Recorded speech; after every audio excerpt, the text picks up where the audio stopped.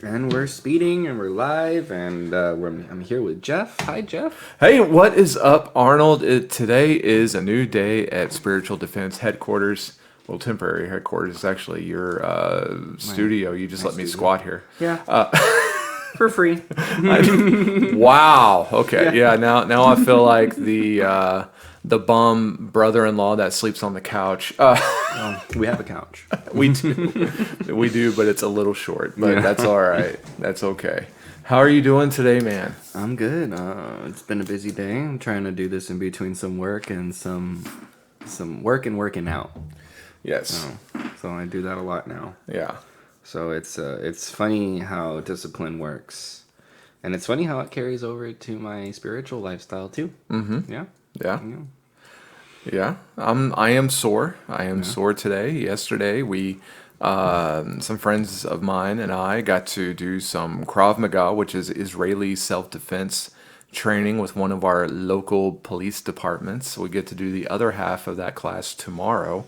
So I will probably be sore again tomorrow afternoon, but that's okay. It's already gonna be Friday tomorrow. Oh, man. Yes, Friday is tomorrow. Yes, so it's great opportunity and it is lots of fun. But then you just sit back and realize, man, I'm not 18 anymore, Yeah. and so that is what it is. So what's going Yeah. on in that head of yours today? Oh, what's not going on in this head of mine today?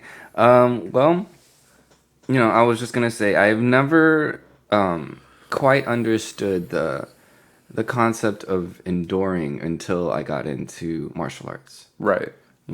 Everything I'm doing, everything I'm training for, like, it only works if you go through the pain, if you go through the all that stuff you're gonna put your body through. And I imagine, you know, well, ministry or being a missionary or doing God's work is a lot like that with your soul. Oh, it is like that. I Yeah. mean, and you don't have to be quote unquote a minister or a missionary, Yeah. because we're all supposed to be doing the Lord's work. Yeah. But yeah, that's what it is. The Christian life is a call to endurance, Yeah. and maybe that's a topic that we in the modern church really have not addressed enough over the past few generations, which is one of the reasons why spiritually we are in the situation we are in America.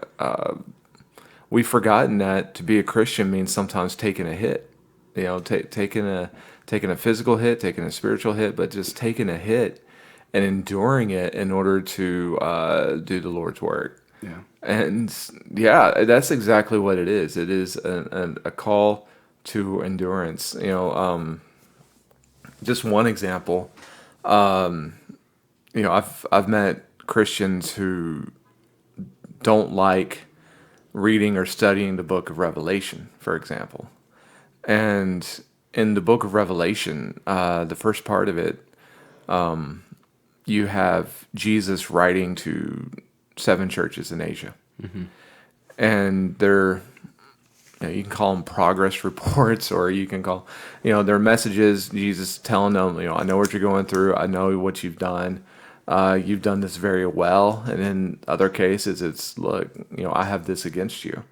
And at the end of the letters, there's this phrase, to he who overcomes, I will give this. And America right now, or this generation, we want all the good stuff now, Yeah. not later. Yeah. Whereas the Bible repeatedly teaches us God's rest comes after we've endured through this life. Jesus will tell us, he who endures until the end will be saved. Because it's easy, relatively speaking, it's easy to be baptized. It's easy to start your walk with the Lord. But the question is, are you going to continue your walk with the Lord as the years go by? Who on their wedding day says, I can't wait for 5 years until now when we get a divorce? That sounds kind of dumb. I'm not gonna lie. No, but how often does that kind of stuff happen? Yeah, it happens all And the time. it's easy to be excited on the day something starts, but are you able to have the same excitement as after the honeymoon period, when you're actually starting to get into the practice of living out the Christian life, which sometimes can be super joyful and exciting. Other times, it's going to be a struggle. Yeah. And are you able to have the same dedication, discipline, to which even if you have a bad day, you're able to say, okay, we're gonna go to bed. We're gonna try again tomorrow. Yeah. And this is what I tell people who are looking to get married. It's like, look, you might love your, at this time their fiance. You might love your fiance, but there's going to come a day in which you just have a bad day, and looking at your spouse might drive you a little nuts, or you're like, oh. But do you have the discipline to just say, you know what, I'm just going to go to bed, and we're going to try again tomorrow. Yeah. Instead of just saying, forget this, we're giving up, we're going. Yeah. Yeah. I mean, what if God just gave up on us? And that's the point. Yeah. I mean, that's love. That's a choice. That is the love. We get a little sidetracked. We think that we need to be as forgiving as other people. That's a lie. The goal is to be just as forgiving as God, as Jesus Christ, as the Holy Spirit. We think that the goal is to be as loving as some examples of great humans. That's not the goal. The goal is to be just as loving as God, Jesus, and the Holy Spirit are as loving to us. Yeah. That's the goal. You say, well, that's unattainable. Of course it's unattainable, but that's the point. That's how come Paul would tell the churches, you aim for perfection. Even though you might miss, if you're aiming, which takes effort, you're not going to miss by much probably. And you're trying, and that's what it gets back to is the willingness to try to attain a higher goal than what I'm currently at now. That's easy for me to say, but I'm developing. It's interesting you bring this up. I'm developing a lesson, but I'm not ready to unleash it yet onto the masses. But I'm waiting. Weapon. Do what? It's a secret. No, it's not. Well, it's locked away in the old ADD brain. But sometimes I get these ideas and I hold on to them until a good time. And, like if it might have a holiday theme, I'll wait till I get closer to a holiday. Or if it's an anniversary or something, I'll wait till I get closer to that or something like that. Anyway, it's like, you get the, if you see the things from SPCA and like animal shelters and things like this, if you notice like the last few years as we get closer to Christmas, they put out these notices of just don't get, a dog or a cat for your kid for Christmas. Without doing some heavy thinking. Yeah. Now, why is that? Because kids want dogs and they think they're fun and cool to play with, but then they have to take care of them and clean up after them and take them on a walk and feed them and give them water, and it's a lot of responsibility. You can't just do that on the spur of a moment. No, you can't. And just because a kid says they want it, and they'll probably be excited about the animal on Christmas morning, what happens again, like, 2-3 months later down the road? You're gonna treat it like they treat their other toys. Yes. Throw them on the floor. And then what happens? Forget. And now you got a dog. What are you gonna do with the dog? Does the family keep the dog? Well, a lot of times they give them back to the SPCA, and so the dog suffers, and that's the point of it. Is like, the SPCA will go through a whole bunch of adoptions, but then again, a few months down the road, all of a sudden some of these animals are coming back to them because the family's like, never mind. And that's how we treat marriage. That's how we treat people. That's how we treat parenthood. That's how we treat people. That's how we treat God. Yeah. We're excited to get started, but being excited on the starting date means nothing. Yeah. Of course we're going to be. Yeah. Can we be as excited and as tenacious down the road, years from now? You were baptized what if In April. in April. Okay, It's, so it's October now. yeah, it's October now. Time flies when you're having fun. Look at that. Summer is gone. But okay, Summer's so gone. you were excited when you got baptized in April. Yeah. Okay, so this is April 2021. Are you going to be as excited to be baptized in like April of 2026? Am I as excited about my baptism as Yeah, I about was? your baptism, about your walk with the Lord, about I your can, well, I can only hope so, but I can pray and I can work that I will. yeah, you can hope so, but you've hit on something else. Hope is good, Yeah. but what needs to go along with the You gotta hope? work. You gotta work for it. Yeah, you got to work for it. And for some reason, there's people in our area, Christian, non-Christian. And it's sad that Christians aren't a part of this, but I think honestly that after we started our relationship with Christ, there's really nothing else for us to do. I've been around various groups that had this idea that the Great Commission, it's been done. We got nothing else to do. And it's like, no, we still have things to do because the Great Commission, which, Great Commission is Jesus Christ in Matthew 28, telling his disciples to go and make disciples of all nations, baptizing them in the name of the Father and Son and the Holy Spirit, and that he will be with them to the very end of the age. People think we've done that because we can go and buy a globe. In other words, the entire world is known to us. So obviously, the gospel message has gone throughout the globe. And the thing about the Great Commission is that it's not a matter of geography; it's a matter of generation. Each new generation needs to be taught the gospel because we're always one generation away from the gospel going away. Yeah. And we have biblical examples of that. For example, in the book of Exodus, we're told that, in Genesis we get the story of Joseph, who was betrayed by his brothers, thrown into a cistern or a pit, as it's called, and sold into slavery, gets sent to Egypt, and long story short, becomes the second in command of Egypt, able to save that nation from a 7-year famine.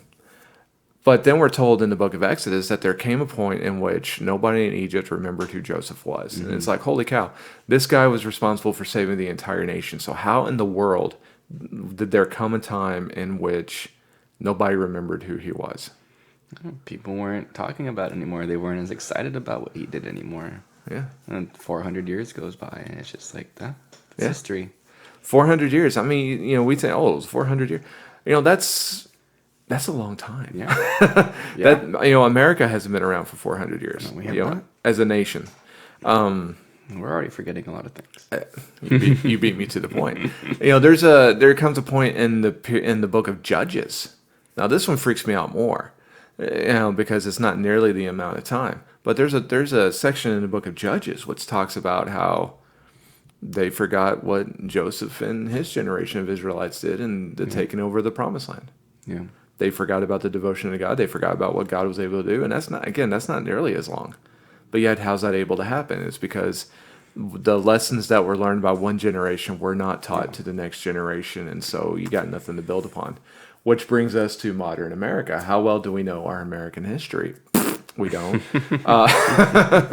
And one reason is because people don't want to learn it. Yeah. And also other people don't want to teach it. Yeah. And again, that's the shame. Every new generation has to be taught in order for teachings to endure and to carry on. If you want the next generation to care about the things you cared about, you got to teach them to do so. Yeah. And it's very true in the church. We just sit back and we say, well, we'll let the preacher do it. We'll let the youth minister do it. We'll let, if a church is blessed enough to have elders, we'll let the elders do it. And people like to take a back seat and allow other people to do it for them. And it's like, that's not being done because the job's too big. What can the individual do? But that's enduring, because you got to ask yourself, why is it that some experienced Christians wouldn't want to take part in the work of the Lord in various ways as they get older? Comfort, they get comfortable with their own lives. And you're already old. You don't want to Yeah. do anything. You Yeah. let the next generation do it. I can see a lot of the temptations of, being that age and Yeah. wanting to just like kind of chill out with whatever your mission is with God. Yeah, you want to grab that rocking chair, sit on the Yeah. porch, and just wait for God to call you home. But again, Yeah. that's not what the Christian life is supposed to be. The Christian life is supposed to be we work until God calls us home in whatever Yeah. capacity we can. Yeah. Because there's, if something that all Christians should ask is, if I'm allowed to wake up the next day, what am I going to do with it? I've started waking up and telling my wife, it's like, this day, today is the best day of my life. Because this is the only day I got. What came before me, the past, that's already done. Yeah. That's in the books, nothing I can do about it. Future isn't guaranteed. All I got is this time and this moment. What am I going to do with it? And to embrace the day, to embrace my relationship with Sherry, my wife, to embrace the relationship with my kids, to embrace the relationship with God is the best thing that I can do, and it's an everyday decision. Yeah. Going back to marriage and relationship, something I learned from somebody else is, people who say, "Well, I just fell out of love with my spouse, that's why I'm leaving him." It's like, that's a bunch of bull. That is a bold statement. You don't fall out of love with your spouse. You choose not to love your spouse anymore. There's a difference. Love has to be a choice. And again, if we're going to seek to love and to forgive as Christ loves and forgives us, again, it's an enduring. I'm not going to say it's not going to be hard, because that's not accurate either. But it's something that has to be pursued on purpose. The Christian life is an on-purpose life, Yeah. and it's seen that way through our choices. Yeah. I mean, it's been a hard few weeks for me. The world likes to pull me back. The world likes to pull me in, and I often and I have to stop and make that choice. Am I going to endure? Because I don't want to be that person that, oh, good for him. He's doing the God thing right now. It is a life-changing, big thing. Yeah. One of those, it's not one that I took lightly, and it's not one that I take lightly, and it's what I think about most of my day, right? How am I glorifying God in this moment? Why am I here right now, like with certain people, and knowing that like I'm here because I need to be a light in this moment. I'm here because I need to glorify God, to do something for God. Like He wants me to do something here. Right. So I have to figure out, like exactly like how it is like He wants me to do it, but I know what I'm supposed to do. But I'm just, looking for those moments in which to shine, so to speak. And some days are easier than others. Well, of course. I mean, you're going to have your easy days and you're going to have your harder days. But again, it's being able to see and take advantage of the opportunity. Yeah. And to pray for the wisdom to see the opportunities, because the opportunities are going to come sometimes in ways in which we don't see it. Yeah. And it's like, take what we're doing here, for instance. I mean, this was just something that we decided to do. It's taking advantage of a situation. I don't have the tech knowledge to do this by myself. And so I mean, it was an opportunity. It was just a question. Hey Arnold, what do you think of doing this? And you're like, oh yeah, let's give it a go. Yeah. And again, what is that? That's opportunity. Yeah. And it's I was getting hung up earlier last week, and that I felt useless.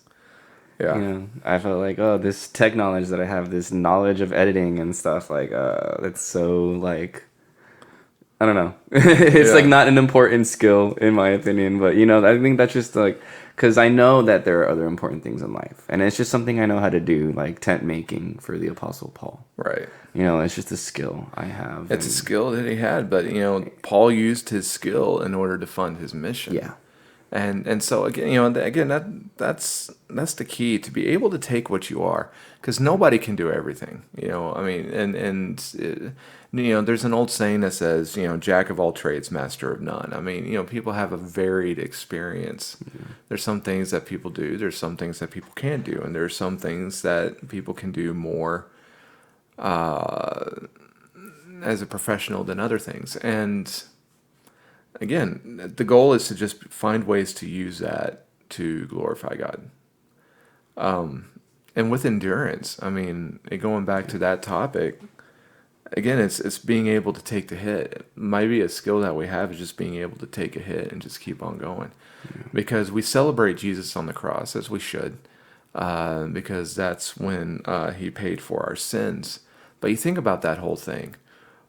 The devil tempted Jesus numerous times. He did it more than just the 3 times that we read at the beginning of Matthew and Luke. Jesus was tempted throughout his life, because this was the game that Satan was playing. If Satan could get Jesus to sin once, then Jesus could not die for our sins. I mean, that's what the situation was. He had to be the perfect sacrifice, of his own will, sacrifice himself. And that was what was going to pay for our sins. And so if Jesus sinned, we would have no sacrifice, because he would not be the lamb without spot. yeah, And so if you get a chance, if you're listening out there, to read through the death of Jesus on the cross in Matthew, Mark, Luke, and John, look at the ways in which he was taunted. And remember, if you had unlimited power, how much would you take before you threw in the towel and said, "Forget this, I'm going home. You all can rot." And not, I talked about, look at how he was taunted. It wasn't just the taunts; it was also the physical abuse and the betrayals that he faced too. And I'm not just talking about the betrayals of Judas. After Jesus is arrested, all the disciples tuck tail and run, and only the disciple John actually bears witness to the crucifixion of Jesus. I actually heard another preacher talk about this very topic, and he said, I might be able to take the beatings, I might be able to take the betrayals, I might even be able to take the crucifixion itself, but I don't know if I would have endured them spitting on me.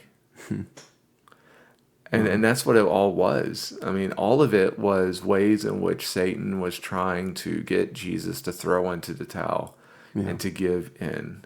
And it was again, it was mockery. It was humiliating. It was painful. I mean, we can't take the pain element away. But again, if he could have stopped it, like he told Peter, he's like, don't you know that if I wanted to, I could say the word and legions of angels would fly down and rescue me. He didn't need Peter to save him on that day.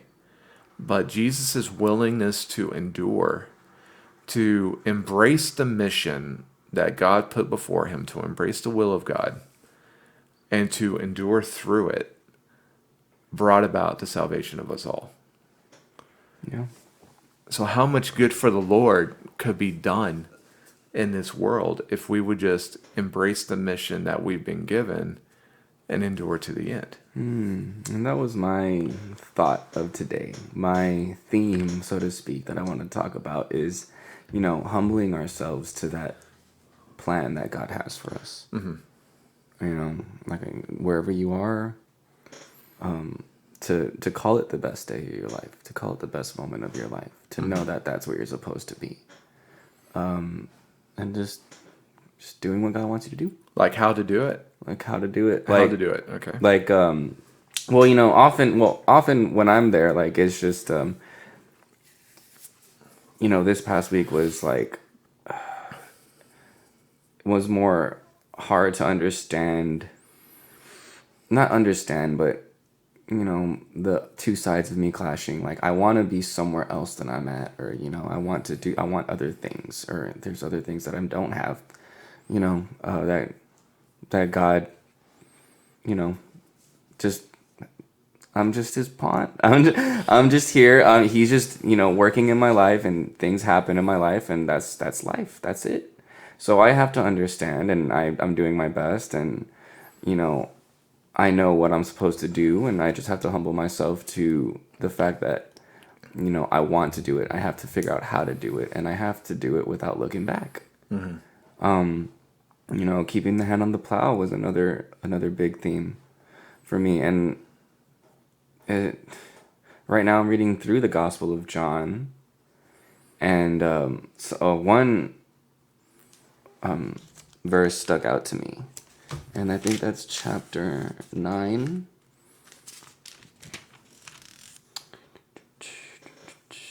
Verse 5. So John chapter 9, verse 5. Jesus says to, is it his disciples? Yeah, he's talking to his disciples. And he says to them, as long as I am in the world, I am the light of the world. And if we're supposed to be like Jesus, then that's how we have to think, in my opinion. Right? As long as I'm here. Right. I'm the light. Yeah. I gotta be the light. I gotta do what I can to do it. Why was Jesus, we celebrate the successes of Jesus, but why was Jesus successful? Well, because he turned away from that temptation, For what purpose? for our purpose, because he loved us. Okay, there's the purpose of us. Is there any other purpose? To fulfill the scriptures. Which is? That he would come for us. Yeah. And where did the scriptures come from? From God. Okay. Yeah. Yeah. Okay. So it's how do we view life? I mean, the way we endure in the spiritual life, as we endure the spiritual warfare, a big part of this is how do we view life?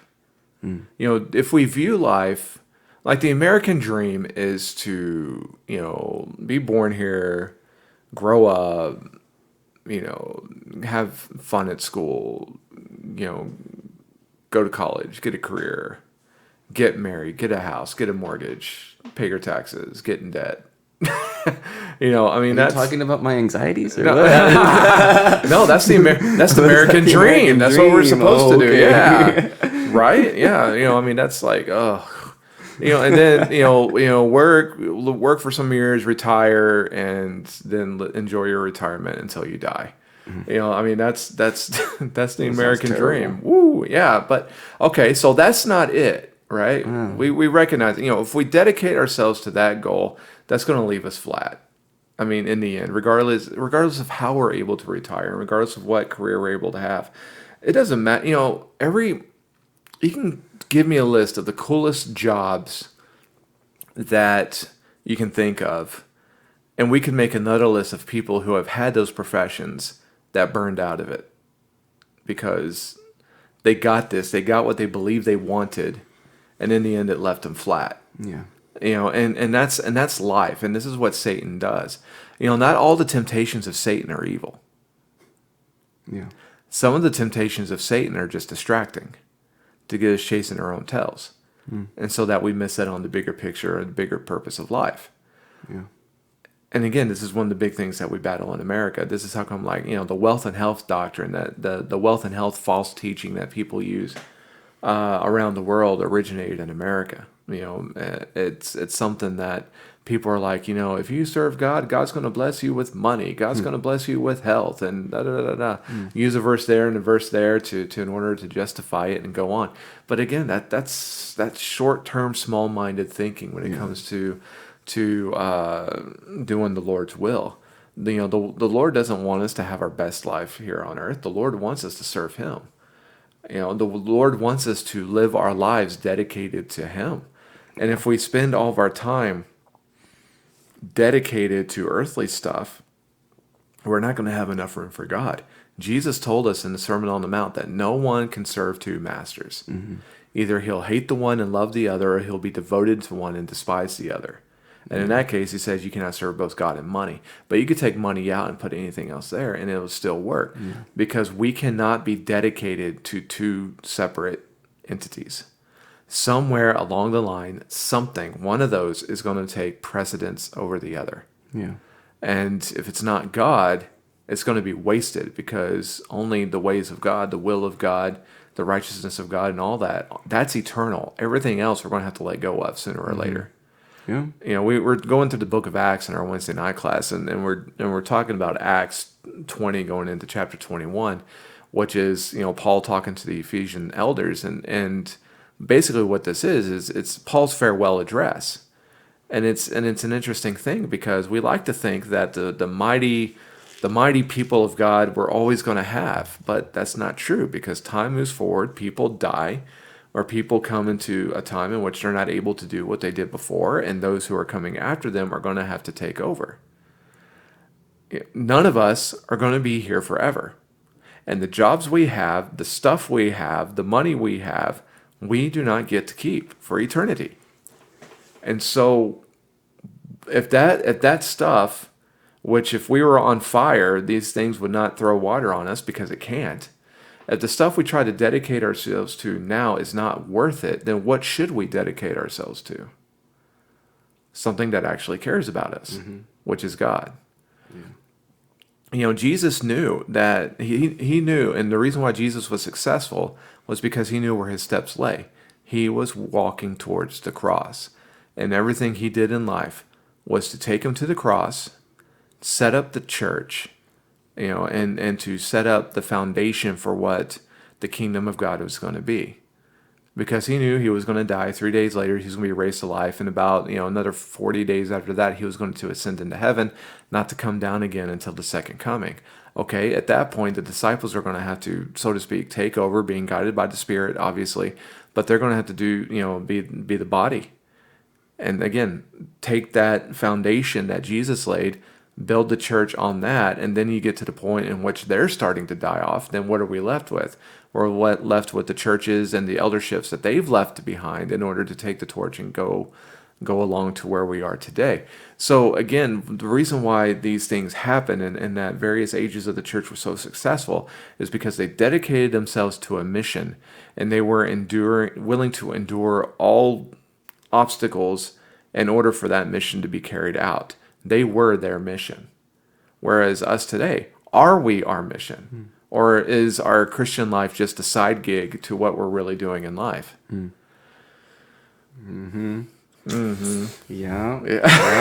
That brings me to conviction. I'm about to say, is this tracking? Oof. Oh, you hit me right here. Oof, in my heart. You know, the temptation with this new sport that I'm in is to want to be good.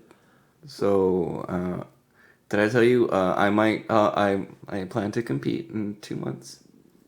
You know, you've never told me you've planned. In fact, what you told me, Arnold, is that I never planned on competing. I know, and I knew that was a bold line. It's like, because I didn't want to think about it. Who gets into a competitive sport without wanting in which you don't compete? Now, like I said earlier, I'm in Krav Maga. Yeah, there is no Krav Maga competition, because this is a self-defense system that you only use in which, you know, when everything hits the fan. Yeah. So like, we're gouging eyes, we're biting ears and spitting and yelling and screaming and all that fun stuff, as well as elbows and kicks and things like this. But in other words, most of the stuff we do is actually illegal by most fighting systems. In all fighting, in all competitive fighting systems. Sports. But yeah, you actually told me when you started, I forget when you started jiu-jitsu, but yeah, I'm not going to compete. I was like, yeah, right. And almost a year, it's 6 months, I think, because I started in March. Okay. So within 6 months, my mentality has changed. And if you've never seen my friend Arnold, I mean, you know, he's a small guy by stature, but it's like, again, he's trying to put on weight, and he's working out, and he's getting buffer, and he's working out with black belts, and he's sitting here telling me I'm not going to compete in jiu-jitsu. Yeah. And this was the bombshell. Hey, Jeff, I'm about to compete. Yeah, and look at me. Look at the look of shock on my face. Oh, no. No, it's like, look at the look of shock on my face. You know, I'm not shocked. And, you know, but like I said, I didn't. Okay, so 2 months. So you're looking in December? January, so after December. Okay. So 3 months, right? All 2.5 right. months. So awesome. So going back to like I guess the temptations of obviously being a competition sport, wanting to be good, and I was telling this to my friend Patrick the other day. He's like, "Look, you know what I want?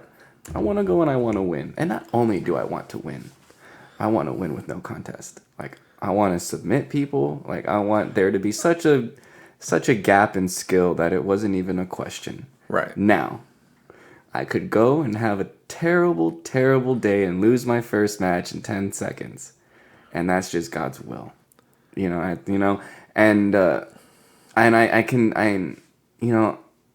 see. I don't know. I'm trying not to picture a future, but like with jujitsu, like if I stay in it, it can be a skill. I can help my friend teach a class in the very far future. Right. 8 to 10 years from now. Yeah. I'll be very good at it, and Right. I'll be able to help people. I'll be able to like be in the community, some sort of quote unquote leader.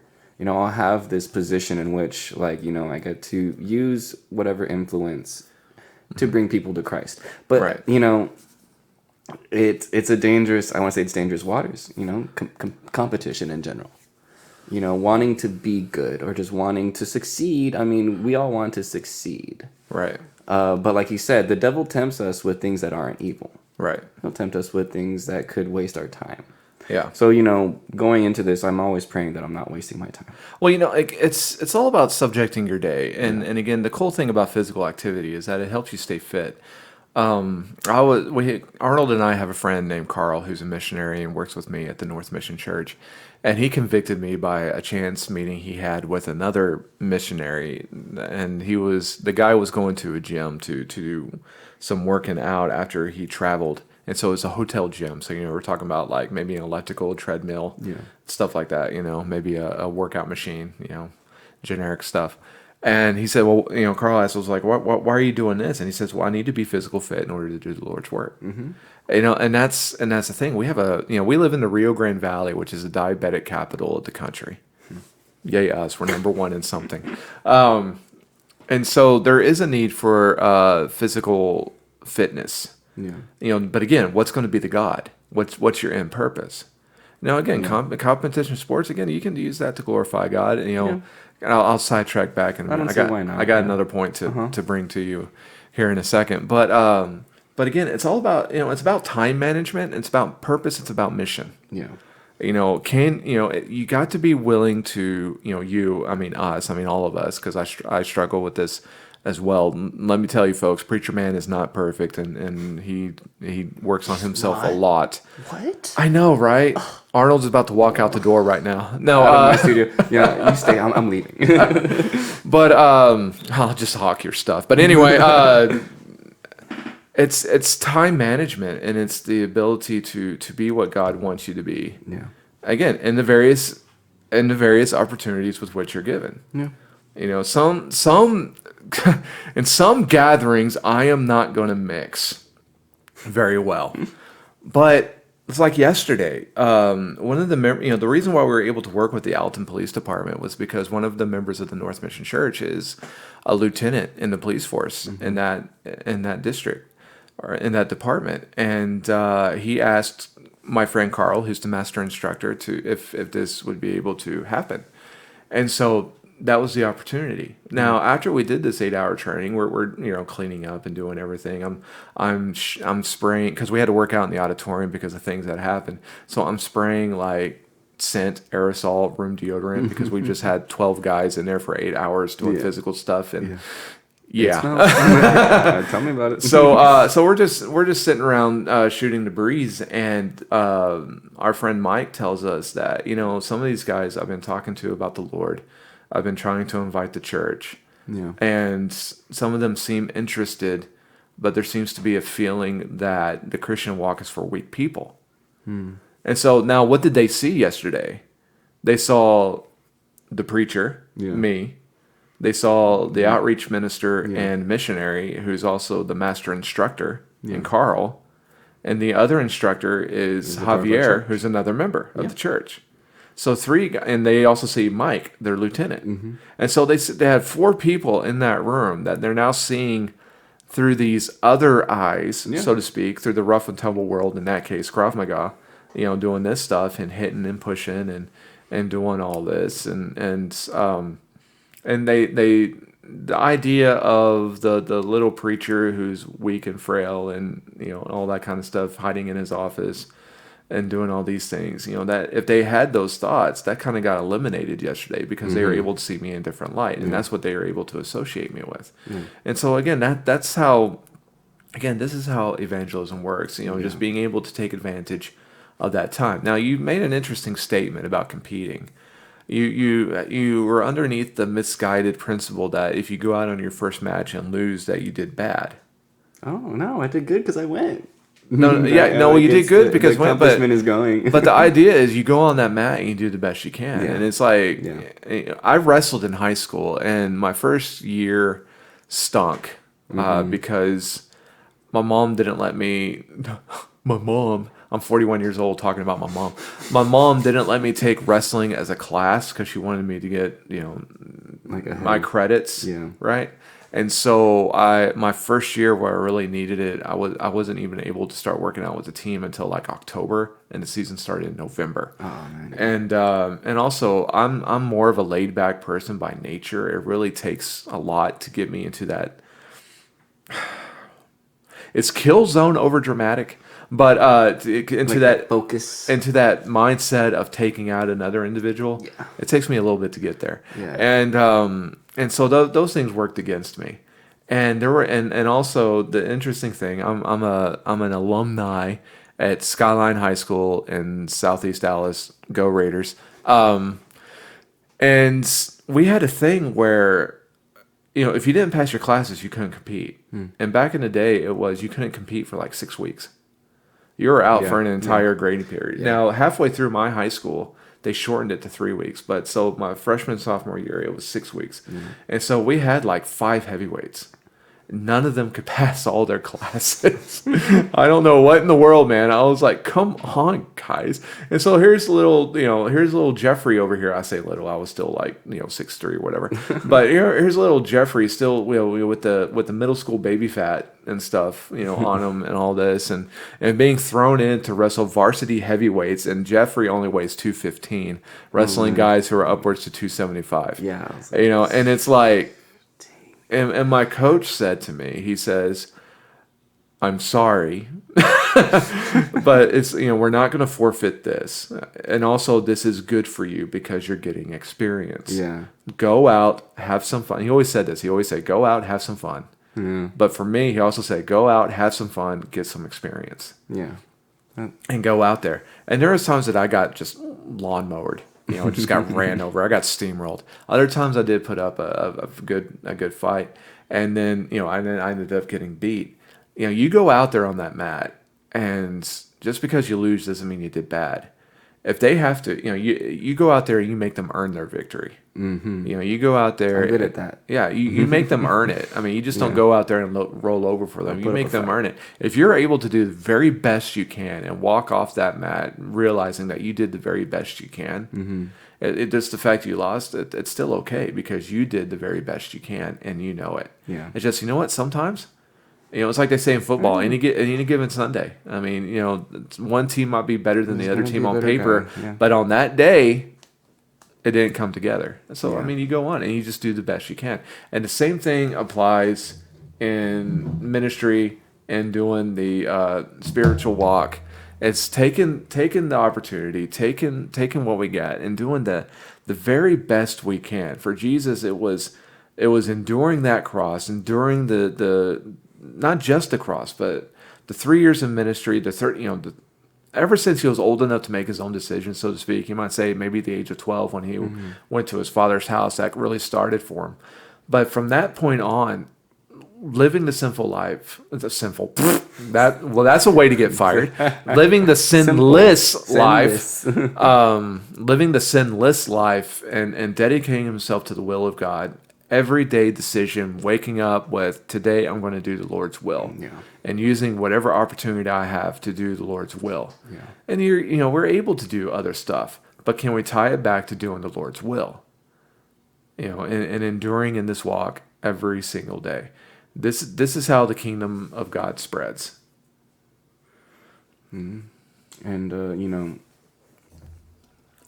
we're almost done here, but I just want to kind of mention that, you know, every time I'm here, I'm in the world, or I'm doing something, or I'm doing these other things that aren't in the church. I'm always like I said, like I am often just in the background waiting for my moment when someone asks or when someone's looking.